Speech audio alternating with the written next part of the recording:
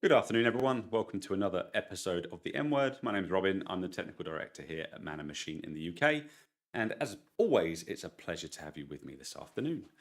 Um, for those of you that haven't seen these sessions before, we air them every Thursday, 2 o'clock in the afternoon. And it's just a chance to share a tip, a trick, a workflow, new functionality, new technology with you that sits in the Autodesk design space. Sometimes we look at the product design and manufacturing space. Sometimes we look at the construction space.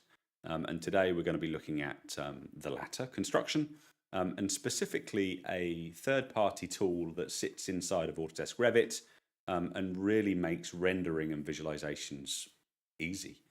It's called Enscape. It's from Chaos Group, the same software developer that brought us V-Ray, which is really easy rendering inside of things like 3ds Max.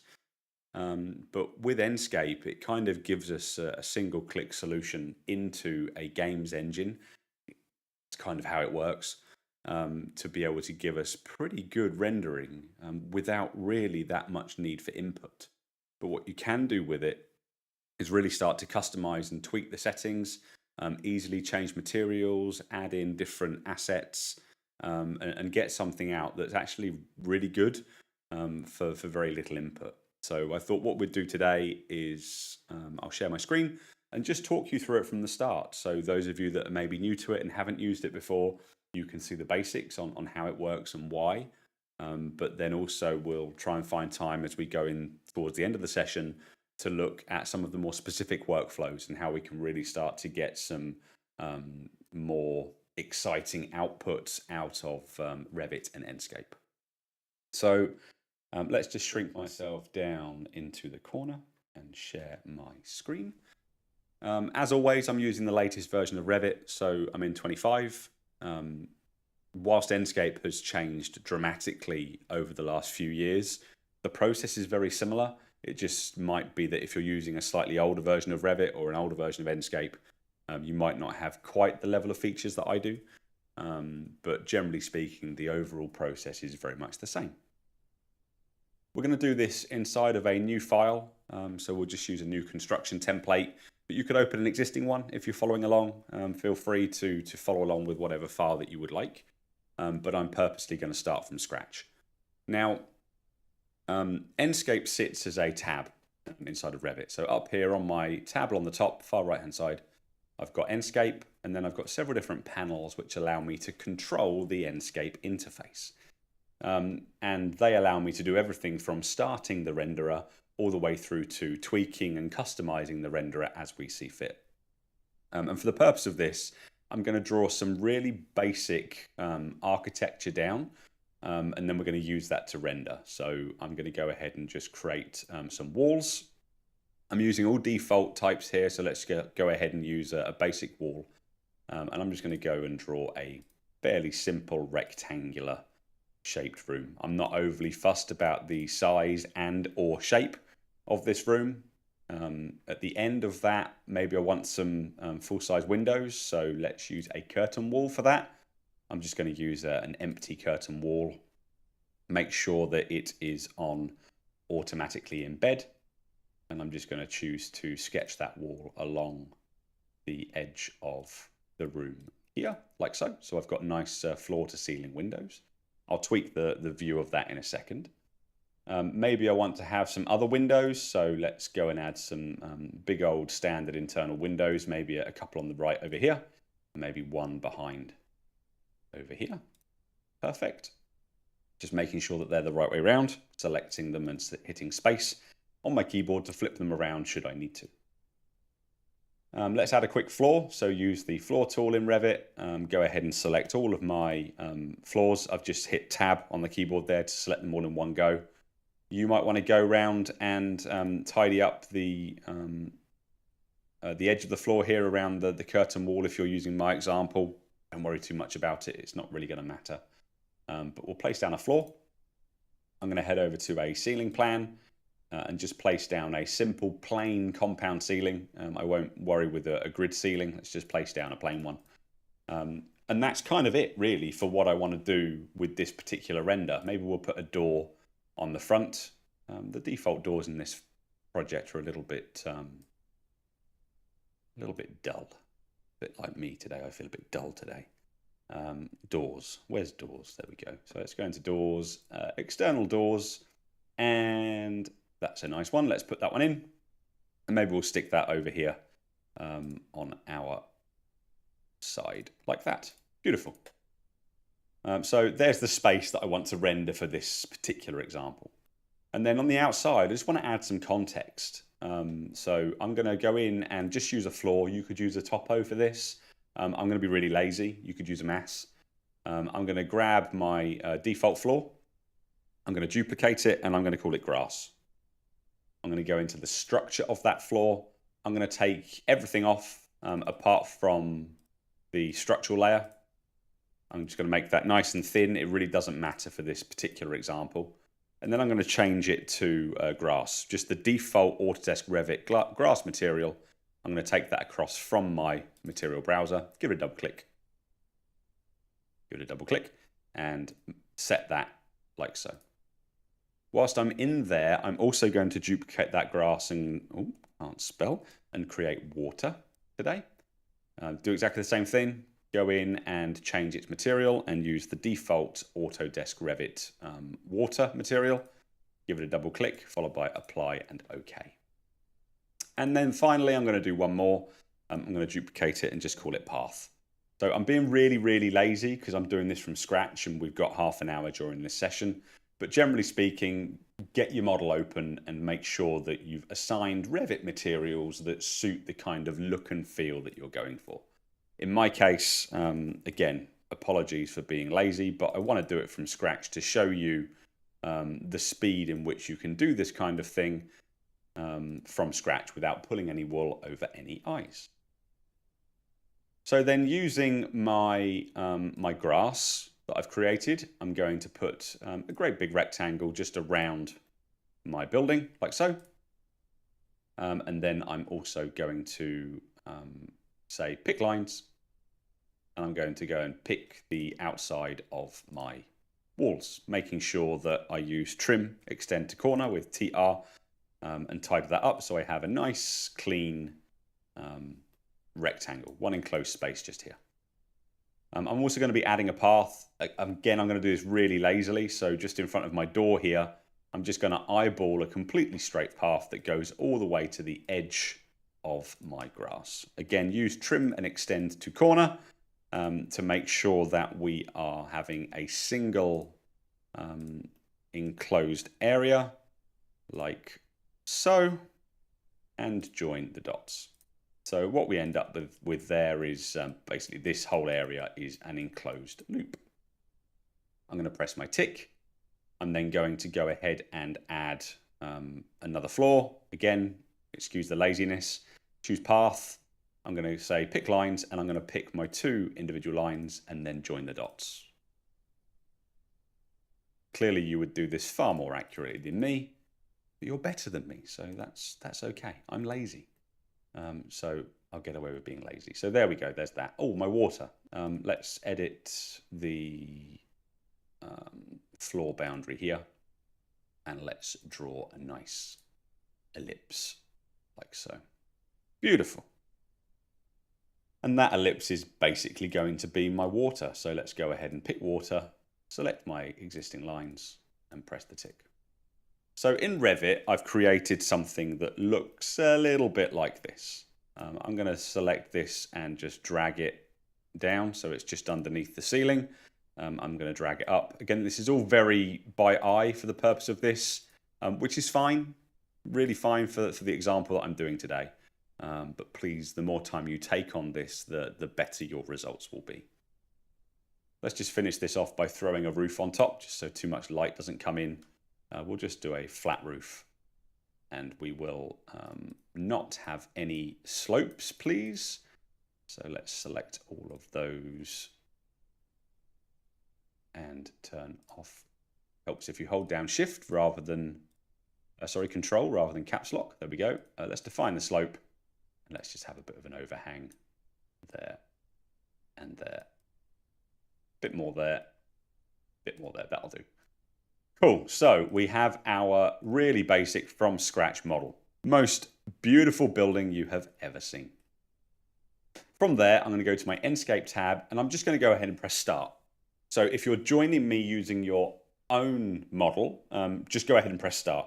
If you've gone through the process of following me modeling this monstrosity of a design, then go ahead and model it and then press start.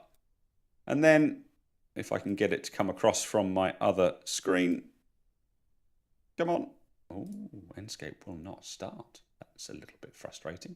I'm just going to restart Revit. It's having a little bit of a hissy fit, which is always good when you're live to the world. Let's just restart my Revit environment. I was having a few issues with .NET Framework before I came down, so I hope that it hasn't affected anything with my Revit installation. But hit start. Enscape will open up as a secondary window. If you've got two screens, you can put it across two monitors if you want to, with Revit open on one and Enscape open on the other. Or if you've got one screen, just open it up in front of Revit. It really doesn't matter. Let's hit start. Drag it over. Come on. Come on. Come here. There we go. Got there in the end. So Enscape will load. I normally have this, as I say, on a second monitor. But for this particular example, what we've got here is absolutely fine. And what you can see happens is we get something that is a 3D space. So my left mouse, click and hold, that allows you to look around. And then if you use W, so hold down W on your keyboard, you walk forwards, S walks backwards, A goes to the left, and D goes to the right. E is up and Q is down. If you hold down Shift, you can walk faster and slower. So navigating around, if any of you have played games, it's exactly the same as running around in your favorite shoot 'em up video game. But from this perspective, I can walk around and I can get myself into a position where I'm looking at the building. And the first thing you'll identify, apart from for some reason the floor is white, I don't know why, we'll ignore that for now, is it looks really sharp. So the second we hit go, what Enscape does is it takes our model, brings it into the environment, and it starts to add a more rendered look and feel to the model. And we can walk around that model, and we can go inside, have a little look around, and it's all real time and it's all live. So I can fly around my model. If I hold down Shift and use my right mouse button, I can change the time of day to bring the stars out, sunset, all the way through to noon and sunrise, and you can see the shadows and everything else change, including my favorite part, which is the reflection of the sunrise and the sunset in the window. It works really well, and instantly you're getting something that looks great. Those with eagle eyes will notice the water here, fully ray traced reflections within that water, which is beautiful. And when you're looking, it is fully animated as well. The grass is the same. I'm going to be honest, I don't know why my grass is white. We're going to ignore the fact that the grass is white and say it's a really frosty morning. But you can see that we've got fully animated grass as well, which again is brilliant. And once you've got over the initial impact of how easy it was to get to that point, just take your attention to the top right of the Enscape window. We've got some options. We don't have time to go through all of them today, but the first one I want to point out is this visual settings. If you open that up, you get a load of options with regards to how this looks. We can change the mode. So if you want like a paper model, we can put this on like a whitewash mode to turn all the materials and textures off and make it look like a paper model. That looks quite nice when you start to add outlines into your model. Again, make the change, bring your mouse over into the view here, and the view will update. So you can really get a nice concept and almost a SketchUp look and feel here, which I love. I think that look and feel is really nice, paper model and sort of conceptual design phase. So you can really play around with that and get something that looks really quite cool. You've even got things like watercolor. This allows you to view the model as if it's been painted, all the way through to a basic light view, which is giving you a representation of lux levels in the model. Again, really, really cool that it does that. I'm just going to put it on none. I have my default one. We want 2-point perspective for our model with automatic exposure, although you can play with the exposure should you want. We can turn on depth of field to start working with focal points on the camera should you want to. And I can also play around with the rendering quality. So if your machine is lower spec, you can move the rendering quality all the way to the left-hand side, give it a few seconds to update, and we'll get a draft quality render, which will be far quicker, but clearly not quite as sharp. I'm running on a pretty high spec machine here, so I'm going to push my luck and stick it all the way up to Ultra and see what that performs like. But you can choose the output that suits the spec or the machine that you have, and indeed the output that you're going for. You can also change image information, like make it a warmer image with some more reds and oranges, a cooler image with some blues, work with motion blur, change the atmosphere, start looking at the intensity of the wind. We can even start bringing in background information. So I can make the background white. I can put a skybox in there. I can use a custom HDRI. I can use some out-of-the-box HDRI. You've got quite a lot of information there that you can start to use and put into your model, which again is really nice. It works well. So find something that you like and go with it. Particularly like changing the density and the variety of the clouds, but that's just me. You can also in that box control your outputs. So whether you want to output to 4K, do you want to go to full HD, not quite full HD, how do you want to work? And we can control all of this and how it works within that area, and then expand the flyout to the left to start creating many presets which you can chop and change between. There is also 2 cogs on the right hand side. That gives you some general Enscape window settings, although it's flown onto my other screen and won't come off. This is where you can customize the look and feel of the window. So you can add your own logo on there, have a watermark of your logo, which is great if you're showing clients and customers around the experience. We've got a whole load of other options on there. I'm not going to go through them all today because simply put, we don't have time. But I can get information from anything that I have selected and start to get BIM information. I can start having collaborative annotation and placing annotation onto the model. All sorts of tools and options. If you want to see this in full detail, reach out, leave us some feedback, get in touch, and we'll come and do a full demo for you and show you all of the bells and whistles that Enscape has to offer.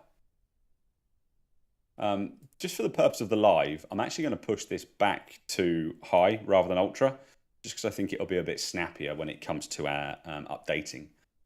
Because what's really cool here is I've got this model. I'm going to minimize this. I'm going to go into Revit. I'm going to spin the model around and I'm going to look at my curtain wall here. I'm going to go to architecture. I'm going to add curtain grids. And again, I'm going to do this really, really roughly by eye and just add a few curtain grids in here and maybe some on the top. I'm going to convert those into mullions, all grid lines on that window to convert them into mullions.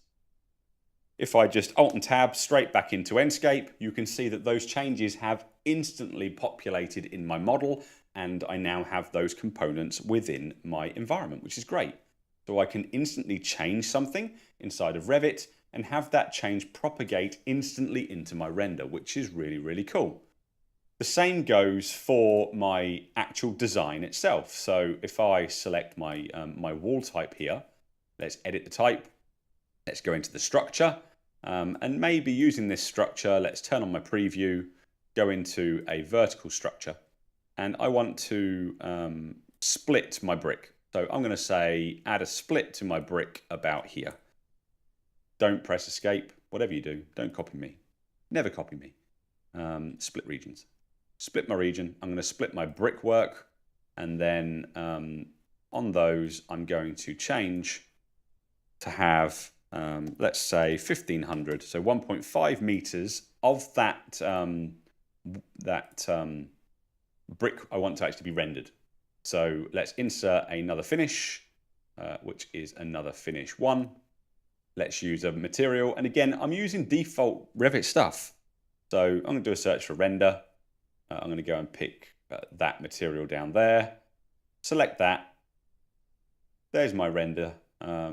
My render tan, and then all I'm going to do is select that layer.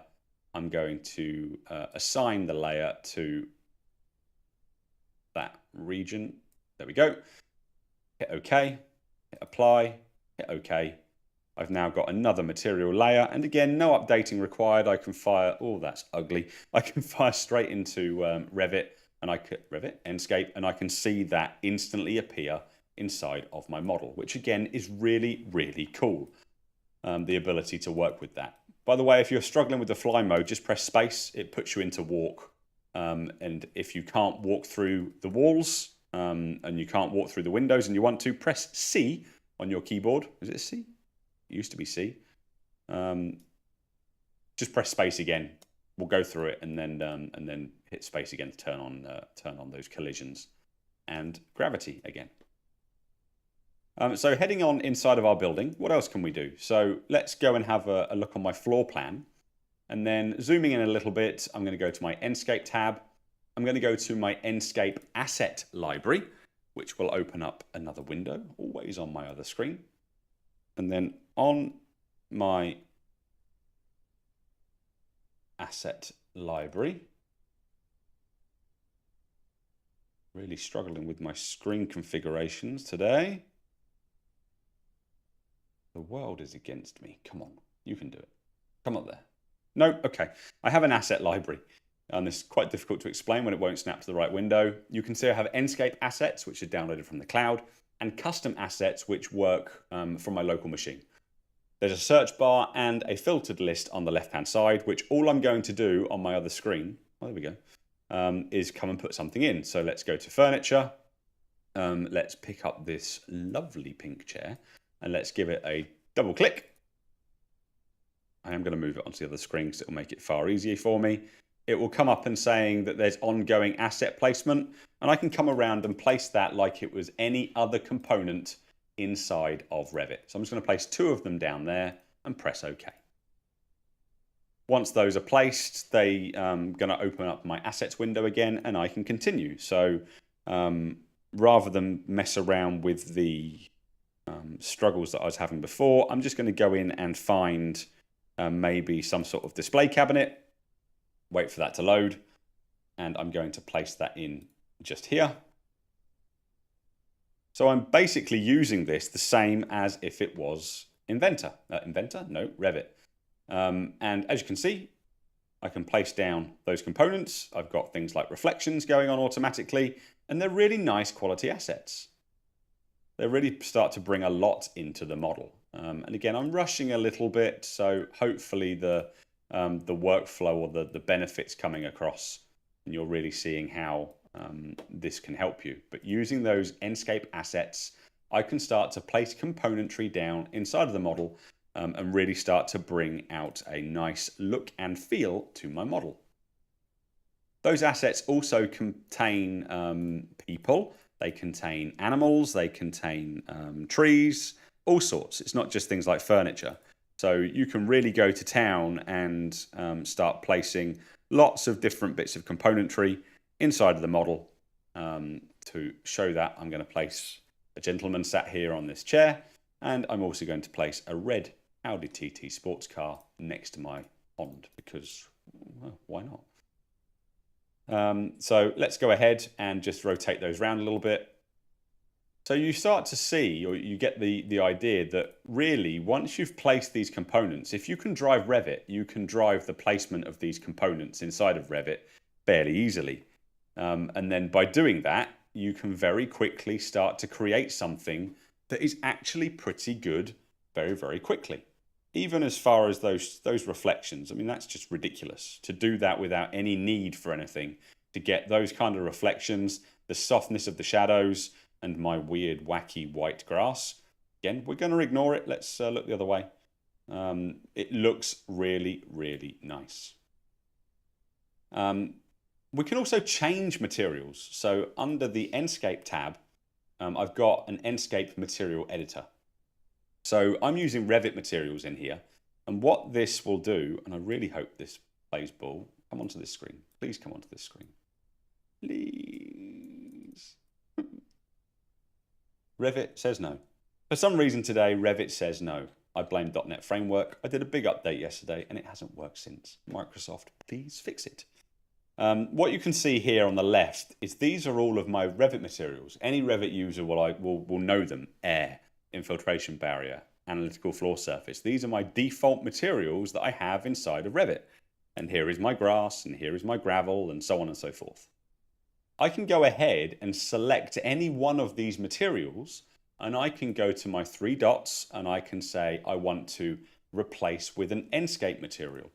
Or I can use the options on the right hand side to customize that material. I can change its texture, I can add a bump map, and I can do a whole load of other things that, oh, there we go, that we can see underneath on this dialog box here on the right hand side. So with my gravel, I'm going to be lazy and just say replace with an Enscape material, which loads up another window, which won't come onto my screen. Oh, go on, you can do it. Yay! Which brings up another window. I can do a search for gravel, select one, give it a double click. Give it a double click. Please give it a double click. Why won't you work?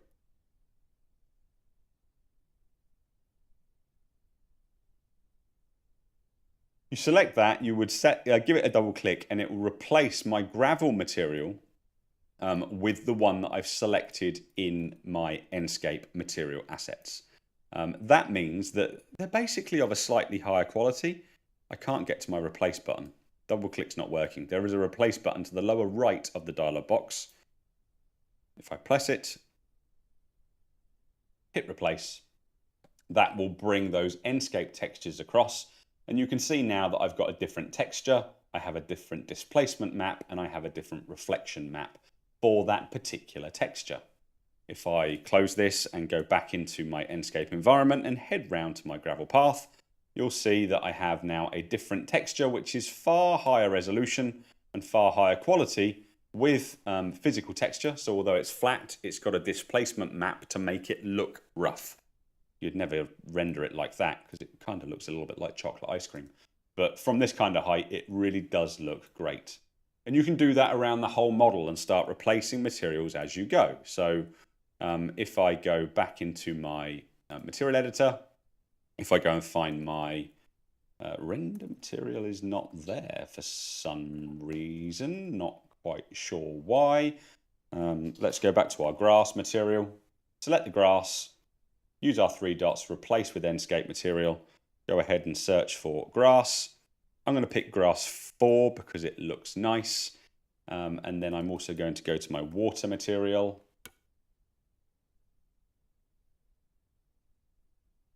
Water's not on there for some reason. There's something going on with my Revit, so I do apologize. But at least now we have green grass. Hooray! So really, what Enscape's allowing you to do is very quickly create pretty nice looking renders. Just fell off the side of the world there. Pretty nice looking renders without having to do really anything. The more time you spend, the better your outputs can be. If you want to save that output, we can simply create a render from there. We can either do that individually. We can just take a screenshot of what we have on our screen because it's pre-rendered. We can use an AI enhancer to enhance the realism of the model, or we can create a batch rendering which will go through several saved views and output them for me. We can even go as far as to create a video. The video editor will allow me to create keyframes where I can walk forwards, press the plus, look at the lovely sports car, press the plus. Is it adding my keyframes? It's not, is it? Yes, it is. Oh, that's frustrating. Spin around and look at the lovely pond, press the plus, come up here, look at our beautiful house, and then go all the way round to the front door. I'm just moving the camera and pressing the plus. I'm being very rushed and ready when doing that, clearly. But it creates this keyframe. And then if I hit play, it will show me the animation that I've created. We've got some options on the left to control the amount of frames, whether we want it to shake as we move and be realistic, like walking. Who walks like that? Clearly me, apparently. And we can also ease in and ease out between the camera frames. Once we've got that, we can export that straight out to a video format if we want to, full HD, Let's export that onto my desktop and into a folder like so. And just to finish this off, if I press save, it's going to take a little minute to export that. But again, everything in Enscape is pre-rendered. So all the system has to do is run through that video once, saving each of those individual frames as basically a screenshot. When you're outputting those screenshots, you can control the individual quality. So you can up the quality during that, which is especially useful if you're running on draft. But it can go through and create these kind of outputs. You can see everything is moving around. Each of those camera icons on the kind of, what's the best way to explain it? The visual path that I had in the model. You can select those and change the camera. So change the depth of field, change the focal point of the camera. All of those good things you can change as you go through with this particular workflow. Simply put, it's easy to create pretty nice looking renders. If you spend time on those renders, actually you can get to a point where you're making very nice looking renders. And if I just open up my Edge browser on my other screen and just go to the Chaos website, and I'm just going to go to the Enscape page, bring that up here. If you were to look at the showcase images against these, the kind of visual output that you can get using Enscape is really pretty good. It's quite scary, thinking I used to use Max and spend hours and hours, if not days and days, creating a render. You can really get those in quick. So call to action, download the trial and have a look, because even within the very simple example that we've done this afternoon, within half an hour to have modeled something from scratch, don't forget we took 10 minutes modeling this thing, to then being able to produce a rendered output in full HD, like so, that I can then go and play from my desktop in a file format that I can share with my colleagues and friends. Typically it's opened up on the other screen again. To do that in 20 minutes is quite something else. And again, I've not really done anything with regards to the quality, and it already looks good. So check it out, download a trial, reach out to us here at Man and Machine, and we can help you. We can get you started on this. It's very easy to learn, very simple bit of training, a license and a day's training, and you'll be creating some stunning imagery from Revit or from SketchUp or whatever other tool that you're using. I really hope that's been useful. That's all we've got time for today. Thank you very much for watching, and we will see you same time next week. Take care. Bye-bye.